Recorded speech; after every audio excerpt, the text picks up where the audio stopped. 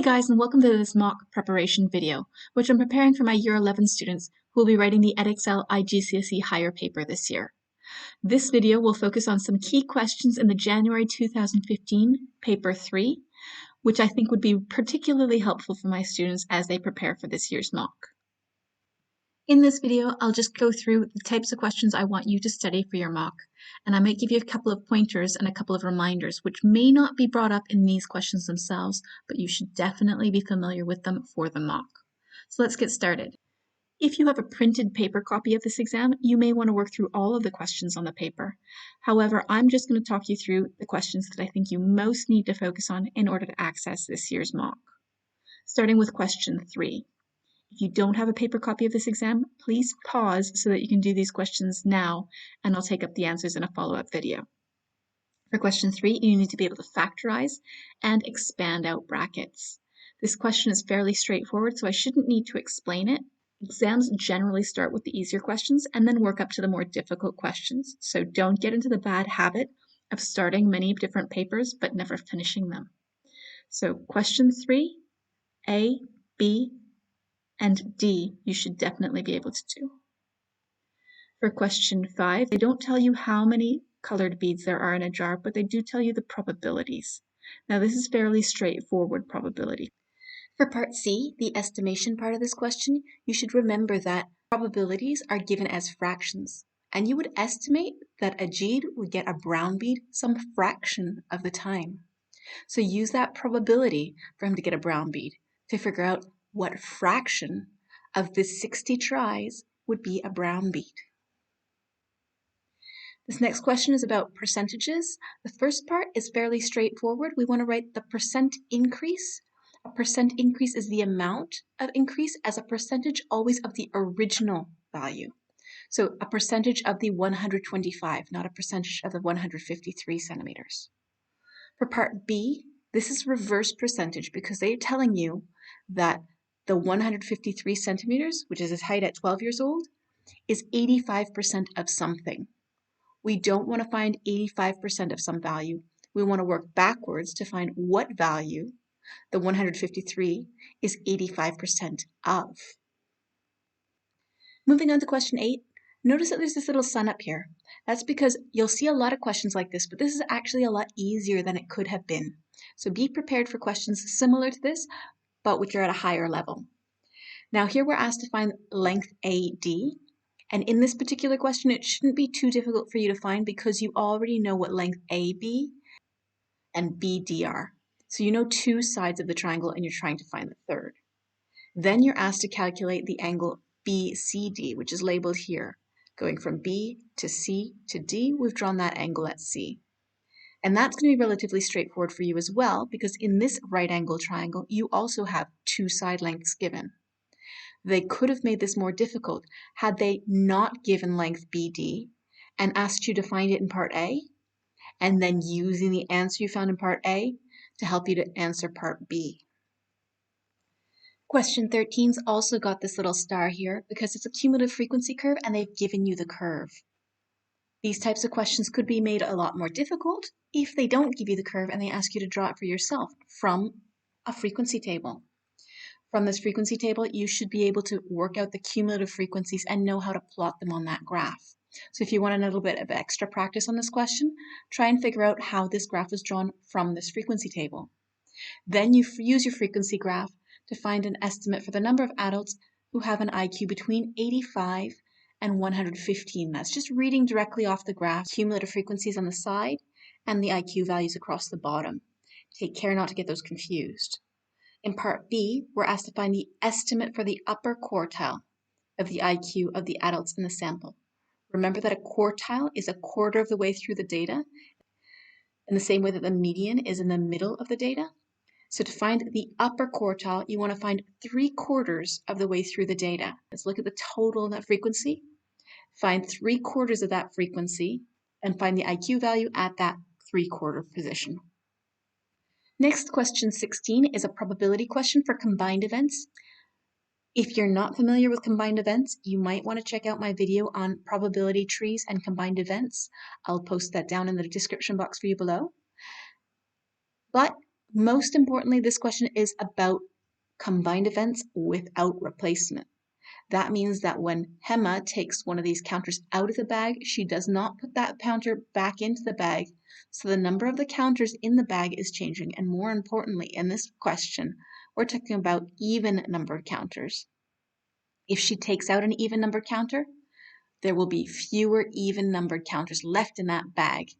And there will be fewer counters altogether left in that bag. So the probability is changing the next time she goes into the bag and looks for another even numbered counter. Also without replacement, question B asks us to work out the probability that the number on the first counter added to the number on the second counter gives an odd number. Now here you need to think about what odd numbers are.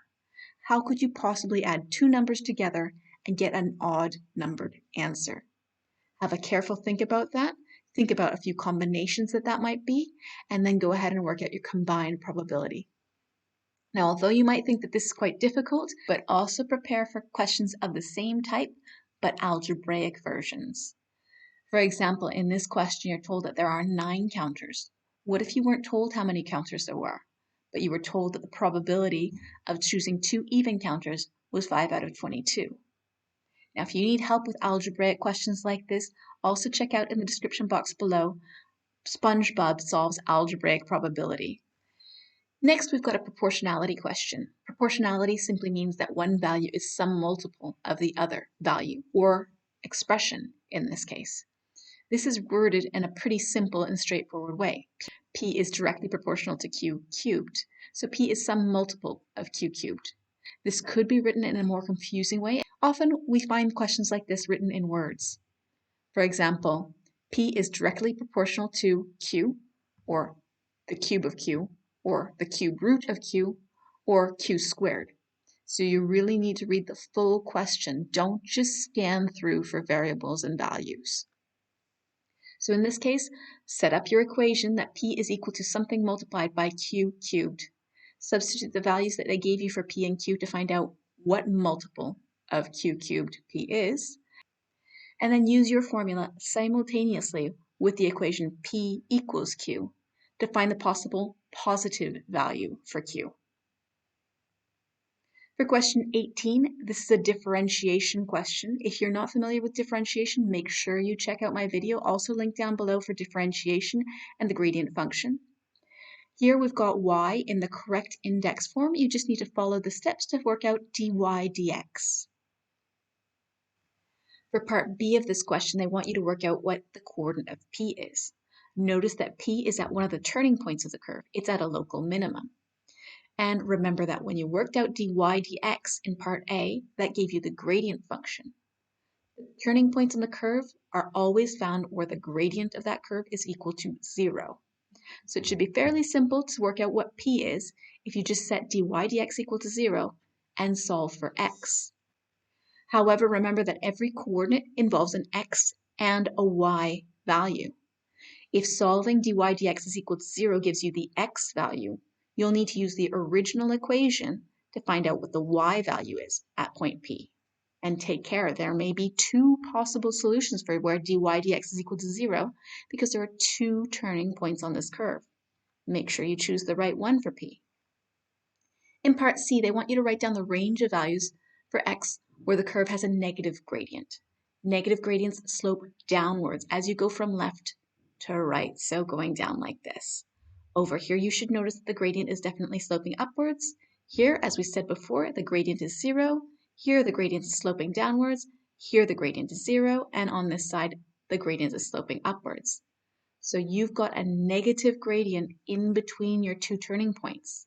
Remember, you've worked out the x values for when the gradient was equal to 0 in part B.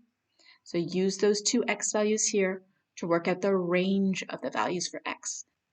Next, for question 19, notice again that there's a little sunshine here, but that doesn't necessarily mean that this is easier or harder than other types of questions. It just means that it's in a different format that other questions might be in. Notice that this Venn diagram shows all of the elements within each set. So set A includes the number 2, 3, 8, 9, and 10. Some Venn diagrams just show the number of elements in each set. So set A has got 5 elements in it, However, over here there are 3 elements, and over here there are 2 elements. Now, the distinction between this is only important when we're asked these questions down here. Here we're asked, write down the elements of not A, so write down a list of all of those elements, whereas in part B, find n of A intersect B with a not outside. That n means how many elements there are, so you're going to need to go counting to see how many numbers that is. And then in part C, are we looking for the number of elements, or are we listing the elements? I don't see an n out front. We're not looking for the number of elements. We're listing the elements for part C. For part D, again, we want to write down the elements in C. Based on the descriptions above, we don't have set C drawn for us. However, we know that there is no intersection for set A and C. We know that B union C involve these values, and some of those values are not in B. And we know that there are only 3 elements in C. Next, question 20 is about functions and inverse functions, starting with composite functions here. We've got functions f and g defined at the top, and we want to write the composite function g of f. That's where we're going to substitute function f into function g.